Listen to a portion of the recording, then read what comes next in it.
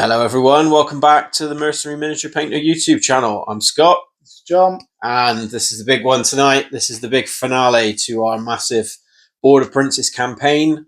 We're on the final battle for Malko. This is round 3, I think, that we've been fighting for it. So it's turn 20 of the campaign. This is the third attempt of the Dark Elves to try and break the city. Somehow the Dark Elves haven't won one, but they're still right deep in the city. I don't know how that works, just clinging on in the middle.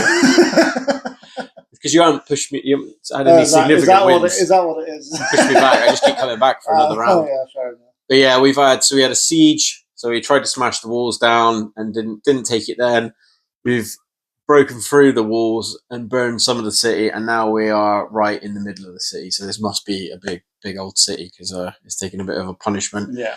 So it's sort of similar to the previous one that we did in Malko, where I had to try and set fire to buildings. John had to put the fires out. So John gets 1.5 victory points for every destroyed unit. I get an extra 200 points for every building destroyed or on fire at the end of the game. Table quarters are worth double. Is that the same in this one as well? It is, yeah. And I think that's it. Otherwise, like normal stuff like standards, characters and all that. I'm on 2-2 again because of fortified.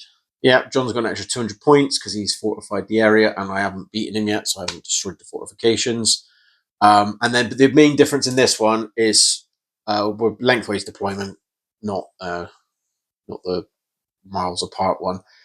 There's no special buildings in this one that generate anything, and we both have 4 units on the table at the start. And we get 1 per turn. We were both sort of joking then. It's like John's build had to be changed because if you have too many units in the army, you physically can't bring them on. So you don't roll; they just come in automatically.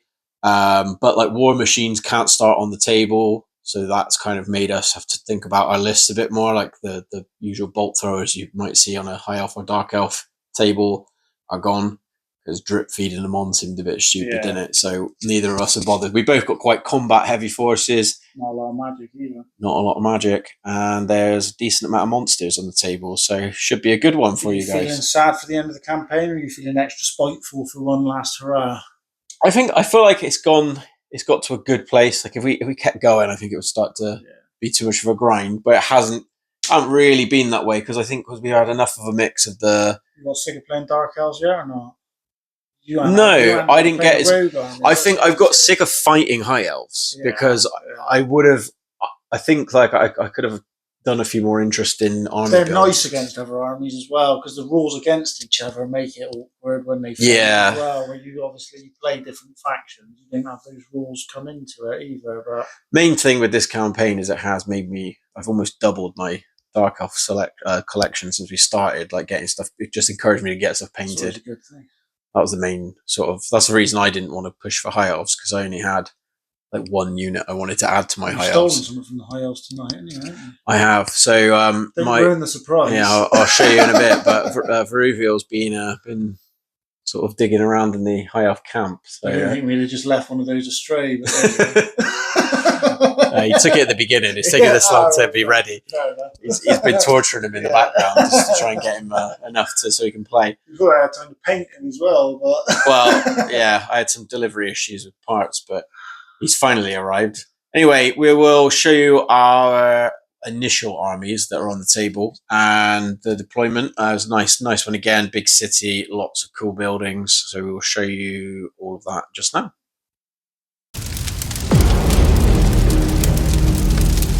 John's reinforcing army, so this is what's not starting on the table, is as follows. We've got 5 drops to come on. 1 unit Reavers, 2 unit Reavers, 1 with a musician, 1 unit small silver helms. They got nothing bar just the armor and whatnot. 19 sword masters full command, and we have 50 points left over, so we've got an eagle. Nice one. On the table, we got 20 spearmen full command, and they got commander number 1, who is on foot. We got 10 silver helms full command, and they've got commander number 2, who is on a horse. We got Rylian himself, and he is riding a dragon tonight. And then we have got 6 dragon princes full command. Well, you better, because you forget every game, roll for your general. So you ain't got 1 dice, eh? So Rylian will be 3, 4, 5, 6. 1, 2. Cool. And that is John's army. So not on the table tonight. I've got 3 units of Dark Riders with musicians. I've got a level 2 sorceress on a steed. I've got a Cold One chariot, 5 shades, and Vuruviel has he's nabbed. I've got a dragon for my High Elf army, but not for my Dark Elf army, so he's borrowing that one for the night. On the table, though, I have another Cold One chariot. I've got 15 Witch Elves with full command. I've got a Hydra, and I've got another 15 Witch Elves full command. And that is my 2,000 points. So this is the setup for Malko as follows. Big nice pan around the city, lots of buildings, lots of points available. So the way this one worked, so I automatically get the first turn and I had to place my 4 units first, 12 inches on. John then had to deploy no closer than 8 to me, can't be in my deployment zone and can't be within line of sight. So that's why he's more spaced out in sort of hidden places. And then, as I said, each turn we can bring stuff on. So the burn in the buildings, I just need to be in base contact for a full turn. Is that right? Obviously, you've got to roll a 6. You still got to roll for it to actually set them on fire. Do you? Yeah. Cool. Is it per person in base contact with it? You get 5 attacks. Obviously, you know Witch Elves, whoever's involved to get attacks, and if they roll 1 6, they catch it on fire. Cool. And then within 5 turns, it gets counted down, it's destroyed, but you still get the same points at the end for whether's burned or destroyed. Nice one. And then you need to just put it out. It's a lot harder. So if it does come to that, I'll read it up. It's a lot harder for me to put that out than it is for you to catch them on fire. On units coming on, yours have to come on from the back edge. Yep. Whereas mine can come on any edge by your deployment zone as well. Nice one. And then the buildings, when they're on fire, they do ticking damage, so they can be destroyed beyond the point where it's possible to salvage them. But we will keep track of that. Last time it seemed pointless, and then we realised that you can actually get the buildings out. It's just really hard. But basically, on a big unit of mine, I would only get 1 dice to put it out, whereas you get dice for every model in contact. But still, it's maybe worth doing. It saved me in the end last time, didn't it? Yeah. All right. Nice one. Sir. Good luck and enjoy the first turn. Enjoy the end of the campaign.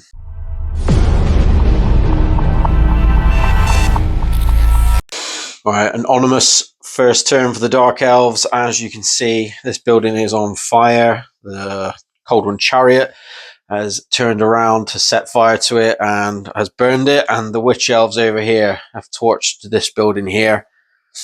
Over here, the Hydra has come up to stop the dragon from potentially landing behind me and burning all of my poor witches to death. So they've also opted not to set fire to anything because they didn't want to turn around and face the wrong way. And Vuruviel on his stolen dragon has come out over here and he burned one of the dragon princes to death. I got 2 wounds and John failed to save one of them. And that is my first turn. Not a lot else going on. We've got 8 turns, remember, so we shall come back with John's first turn.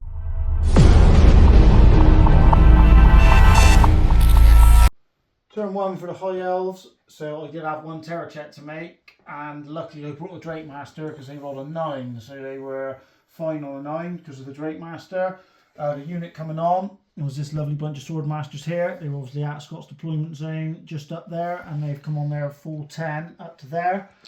Remaining moves, the Spearmen have come round, the Silver Helms have come round, and the Dragon has moved over this way.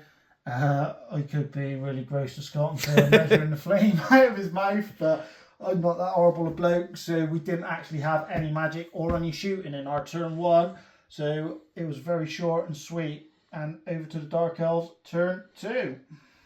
I was just saying to John as well, I'm not going to be very happy if I fail the stupidity test, so I'll do it on camera because it'll be horrendously bad if I do. Oh, no, of course I do. So they just bounce into the building and get ready to get double murdered.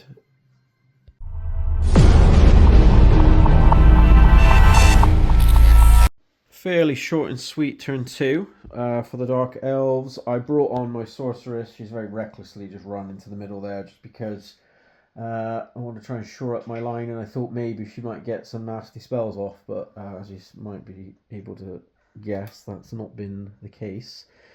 These Witch Elves just had to shuffle around slightly and reform so that they don't get a dragon into the flank.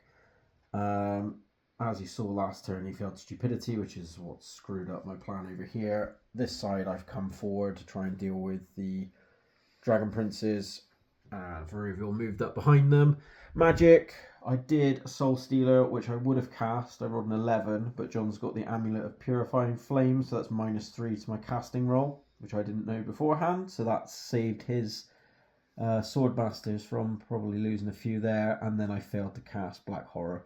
Those are the spells I've got. Sorry, I never told you at the beginning, but I rolled very high, and being that the basic spell for Dark Elves is only really good against shooting units, I just stuck with my guns. I've got the Dark Star Cloak, so I have got 5 power dice at the moment. But yeah, that was me. Flames over here this time failed to kill anything, and on to John's turn 2.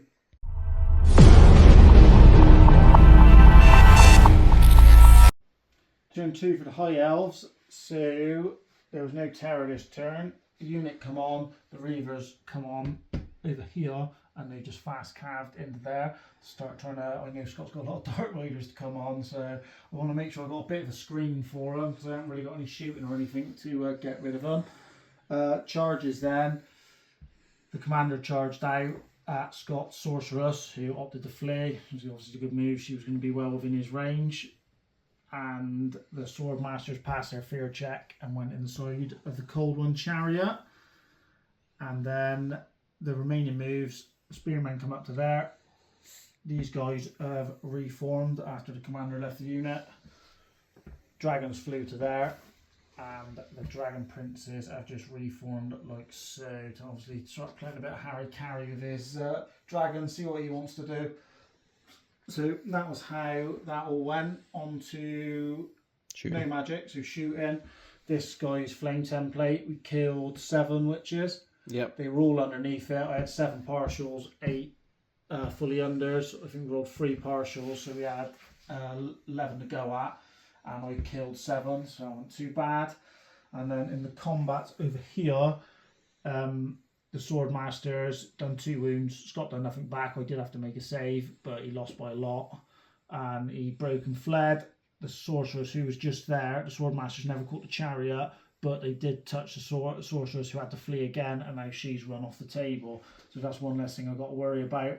They've come to there, which is a fairly decent position. It's not too bad being there. They've got some witches there to look at, and that is turn 2 for the Witch Elves. Over to the Druchii. Let's see what they can do.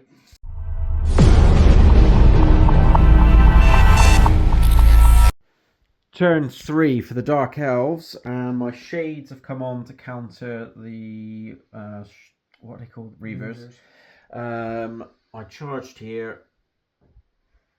They moved up to that building. The Hydra moved up to face down Rylian.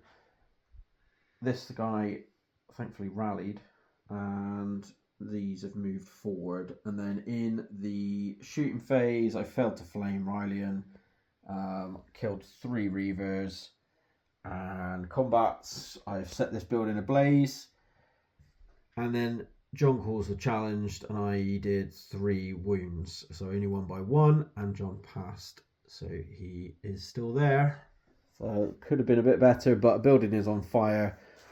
Gives John a little bit to think about, and is on to John's turn 3.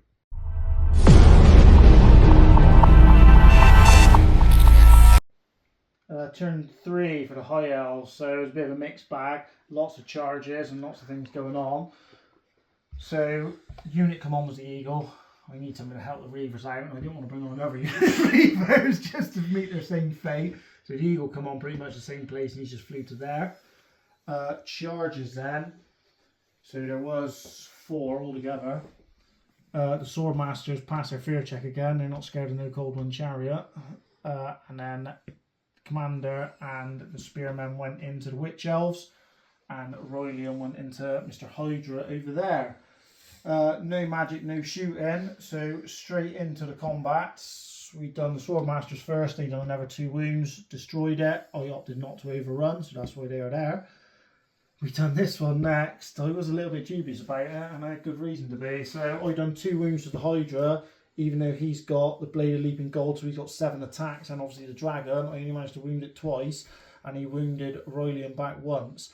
And we don't actually know if the Hydra outnumbers him or not, but we played it, he did, and so they tied combat, so no one broke there. And then over to this one, the Spearman done a mighty 5 wounds. Yeah, it butchered me. Yeah, the Commander then killed the Champ because I didn't want her attacking back, and then this guy killed another 2 more. So we done 8 wounds altogether. Scott was on an auto break, and he did. I tested to restrain with ease, which they did, and then Scott rolled a double 6, and then this guy luckily rolled 12. I can't remember what he rolled, but he rolled a 12, so he did actually catch him. And then over to this one, Scott done 3 wounds to me between the Dragon and Vuruviel.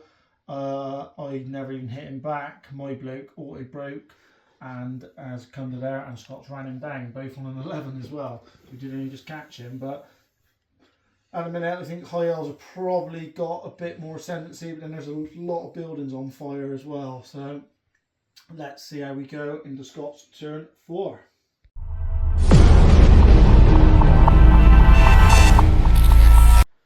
Slipping down another cider. It's your turn, my friend. So you let me do Oh, is it me? Oh. You can give it to me. I'm being silly, aren't I? Yeah, no, it's because I didn't have many moves. So what did I bring on? Cold One Chariot came on here to try and stem the flow ever so slightly.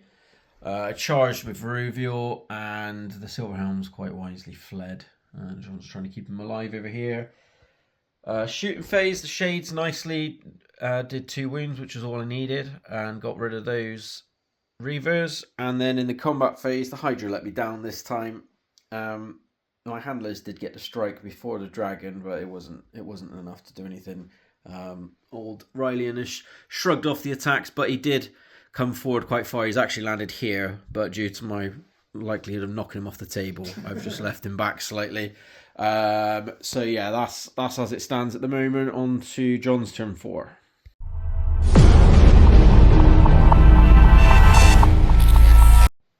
It is actually your turn this time. Is that it going? Yeah. Turn 4 for the High Elves then. We got buildings burning, which I seem to not worry too much about. I'm letting Malko burn this time. So unit come on with the Silver Helms over here. If I would have remembered about his Shades, I'd have probably brought them on a bit earlier because they'll counteract them a bit better. But hey ho, so they've come on there. Charges. Old Commander, he's gone in against a Cold One Chariot, and he's held his own luckily. Remaining moves, Dragon come up to there, and both of these two, the Swordmasters just wheeled round and moved, and then these marched up to there, and luckily my Silverhelms did rally, and Mr. Eagle's just come over here, preempting some Dark Riders coming on, so we can try to fend them off. Shooting, I had 7 under and 1 partial. He did roll a partial, and I killed 5 of them, so it's just a command left on the Witch Elves. That was all the shooting.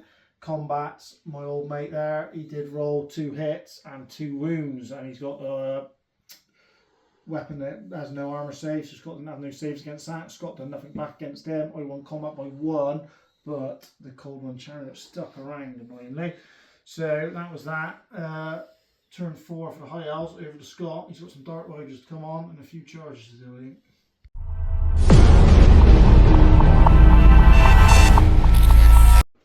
Turn 5, I brought on Dark Riders here. They came on back this way and skirted around.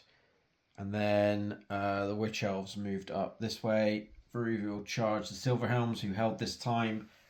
And over here, I couldn't get out the charge arc of the Silverhelms, and I didn't really fancy my chances of doing 5 wounds. They're not going to panic. It only takes a couple to spin me out, so I will I will go like so. At least now you've got a bit of a crap charge on me, really. You line up to make your skirmish. No, yeah, I suppose. You're facing the wrong way, though, at least. That's what takes you out of the battle. It's a lot of hassle. But they did burn a building, which is important. So that's yet another building on fire. And then this one here and this one here, have collapsed into ruin. So they can be moved through now. They're just difficult terrain. Cold One did win his combat because Matey Boy didn't do any damage, but I didn't catch him. So unfortunately, I'm in a bit of a worse spot than if I had. And Vuruviel, of course, John called a challenge again, so he did win the combat, but John managed to roll enough to keep them around for another turn, so he's just very angrily ripped apart the champion. What do I do? 6 wounds to him? Yeah. But yeah, that's as it stands now. So on to John's turn 5.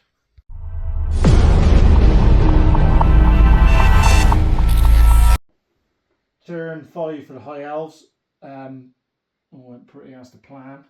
So the unit to come on was my last unit, was the Reavers. They come on from that table edge, obviously trying to screen out Dark Riders again, because I know they're just going to be causing me havoc everywhere.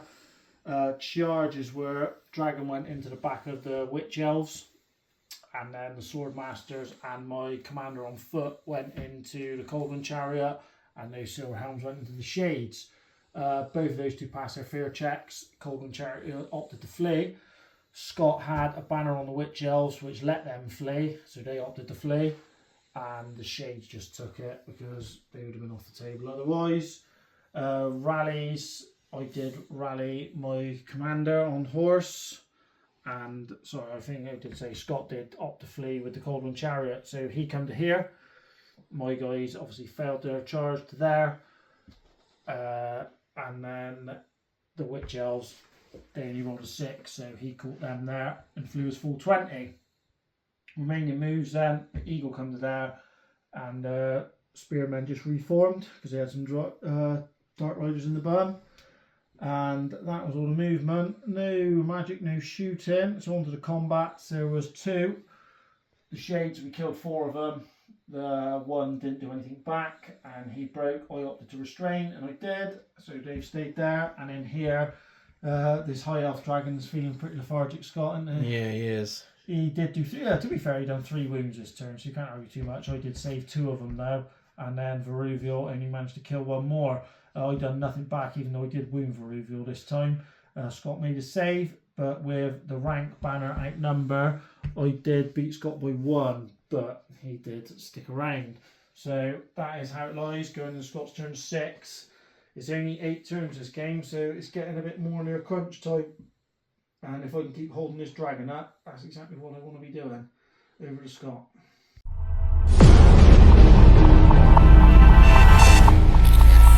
Turn 6, and yeah, things are happening. So the Dark Riders there came on, and despite John saying I always burn a building, they didn't burn one.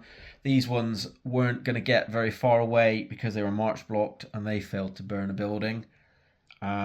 This guy didn't rally, but thankfully only rolled a 4, so he's just sort of milling around over here.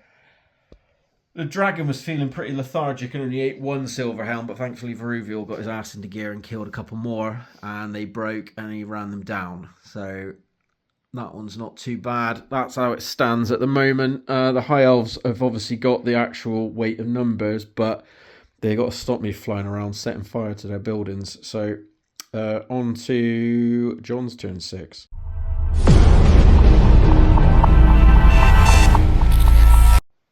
Scott just said off camera, I didn't actually do anything that turn other than make my silver helms look like a bunch of pricks. Like that. That's pretty much how that turn went. So I didn't have no more units to come on. Charges were, Commander went into these Dark Riders here, and the Eagle went into these Dark Riders here. Remaining moves, I didn't want him just gallivanting off up there. I knew they wouldn't be able to catch him, so these 2 have just moved up within an inch. These guys have moved up. Obviously he failed his charge. He's come over to here for a bit of flame on. Reavers moved to there, and those Silver Helms just made themselves look like a bunch of idiots over there. So that was movement. No magic, no shooting. Oh, sorry, there was shooting. I had 5 partials, only done 2, and then only killed 1. And then the combats, Eagle hit both times, only wounded once, and then Scott saved the wound. And then his nag and his bloke did a wound back to me. So I lost by 2 because the outnumber, and I rolled a double 6 anyway. So I fled, Scott chased me, and he caught me, and that's where he's ended up. So poor old Eagle, over to Scott for his turn 7.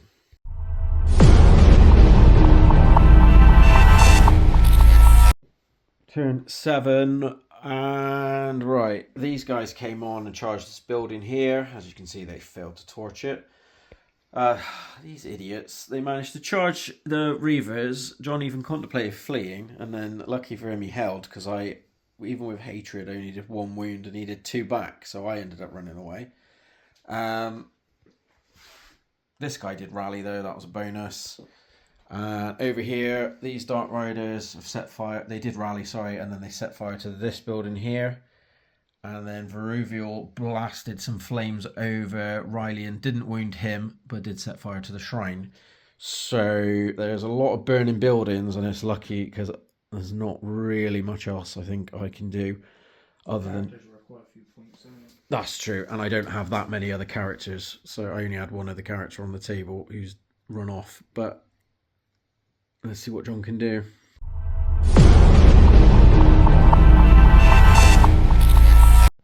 We're losing our steam just when we need it.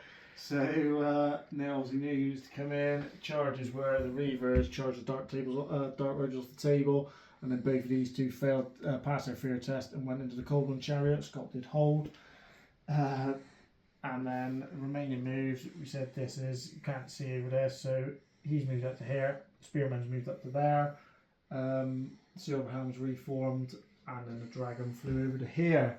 In the shooting, he never done a wound, so it didn't even cause a panic test, but they will have a terror test now, which is quite handy on the last turn. And then shooting, obviously done nothing in the combat. The Nobby with the Armour of the Ages with strength 7, only done 1 hit, and then rolled a 1 to wound, so he never smashed the chariot to bits. And then even the sword masters couldn't finish it off. They did do a wound to it, but couldn't finish it. And Scott done nothing back, so he broke, and then he rolled a 10. Swordmaster rolled a 9, he rolled a 7. So that's how that was. Yeah, pretty lackluster turn 7. Over to Scott for a big turn 8. Let's see what he can do.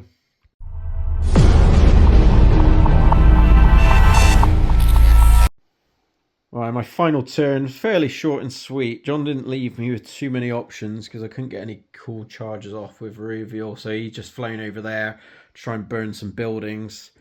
The Dark Riders, after passing their terror test, they've come to there. And I rallied this chariot here just to be annoying, so John has got to come and finish me off next turn. These guys weren't very convincing arsonists, so they've not managed to set the building on fire. But these guys here had a bit more success. This building is now also on fire, and Vuruviel set that fire over there. No combats, so it's just on to John's last turn. And basically, can he kill a chariot, really? And I suppose you could put 1 or 2 buildings out, yeah. Go on then.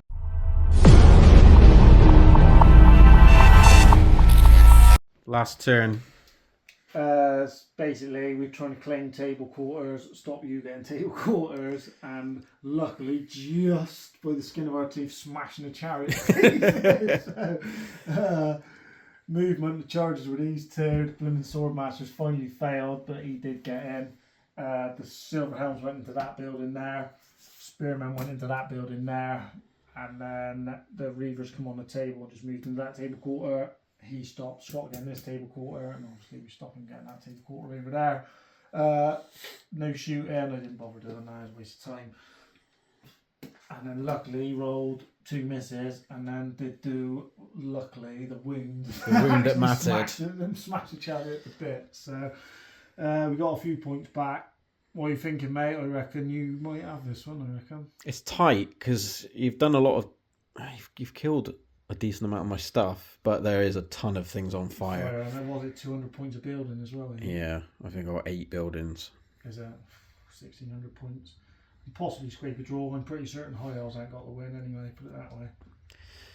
All right, well, maybe I can go out with a bang because I sure as hell aren't winning the campaign. We're just looking now, so this will be a very charred prize if I do take it. But yeah, as you can see, there's a scattering of Dark Elf territory. A lot of it is burned though, whereas the High Elves have got a very strong fortress.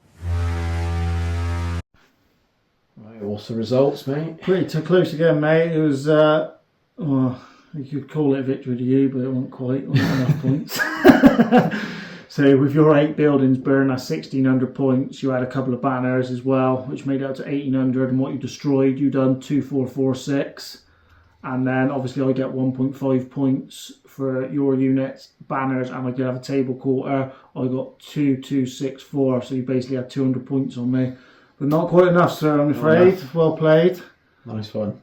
A fun game again. I enjoyed that. I like that one. Yeah, it was good. It's a bit different. There was a lot of like choke points where there was better than the other one, I think. This one, I don't ever like long waste fights. It's boring because it sort of limits what you want to take because you know the fight's like the funneling of the units in as well all the time. I thought as well, like in the last one, the extra people for the buildings, it's just like an annoying thing to try and counter because the buildings are around the other end of the table and you know they're just going to keep spawning new stuff. Both I think interesting scenarios to play, but this one's more balanced. It feels like I would definitely be able to play in this one again, whereas the other one is a bit like that was a bit of a slog, and it being 10 turns as well. 10 turns is too much. I think 8's a bit of a sweet. So obviously they do the 10 because the way the tables play, but I think 8's in this it went fast because you don't have as much on the board. It doesn't encourage shooty or magic-y armies. No, because it stops you doing that with the war machines and stuff like that as well, which I think is quite a nice little touch on it. But yeah, so Vuruviel survived the campaign. If that's a good thing. Not if he gets back to Nagaron, I don't think he's going to. But you don't have, I don't think he's going back to he's going to... You've made his mind up already, have you? He can't now. You've cut off, you took out this HQ. So the campaign is done, and we don't need to add it. We will maybe do a summary video if we want the actual score, because I want to do a breakdown as well of like all the various people who killed them. Yeah, I've got it all tattled up so I can give you all the details on who won what, who killed what, who lost and everything else, who fought against who, so we can get all that up together. Nice one. But yeah, the Dark Elves, I mean, just looking at it now, I've got one actual non-on-fire thing, I think. Vuruviel's one you'll be dropping back to now. So I've got about 4 campaign points, I think, by the look of it, whereas John has got, with Malko's worth 10, he's got a couple of... Oh no, you didn't. Toran Rock, you ended up losing because of the rogue armies destroyed that. You probably got about 20 odd points. Plus, you killed a couple of characters throughout the campaign as well, which gives you a few bonus. So the High Elves, to be fair, deserved win. They smashed through a lot of the. It seemed like everyone in the Border Princes hated the High Elves for some reason. Especially the human factions as well, which was a bit... Yeah, it was sort of a quirk of the way we deployed, but the Dark Elves never ended up fighting anybody other than the High Elves, just because they were sort of cut off from everyone else. There was a point when I spread across to the east of the board, where I was quite close to, I think, the Chaos and Lizards. But then they sort of suddenly just swung up in a different direction. From you. Yeah. They were frightened of Vuruviel. So little did they know. But yeah, it was... like I said, interesting campaign. It's been fun. We've had a nice mix of battles mostly. As I said, it would have been a bit nicer if the Dark Elves had fought a few other factions. Yeah, definitely for your perspective. Like I said, only fighting High Elves and that, it's a bit, can grow a bit... I haven't felt, that last one we done, I felt grew a bit tedious, but I haven't really felt that. Yeah, it was weird. We beforehand, and I actually think, given that it was only used once, we probably could have just done away with the whole... We had like a system where we were going to say we could veto games if we felt that we were playing the same ones over and over, but we did a couple of roll-offs with the Bretonians. Yeah, and which was Empire. fine, and we both agreed. I think we only had one veto. I vetoed one, didn't I? Because I think it was the same. High Elves, Empire the were just Empire was chasing the twice High in a row. Elves over, but yeah, I think one veto's fine in it, just to be on the safe side. Yeah, but I said you don't didn't even think- really need it. I didn't think, but No, and we saw quite a good smattering of armies because we had 3 armies got knocked out and replaced. yeah, and obviously there was 8 altogether in the first place. So. Yeah, so it's even that because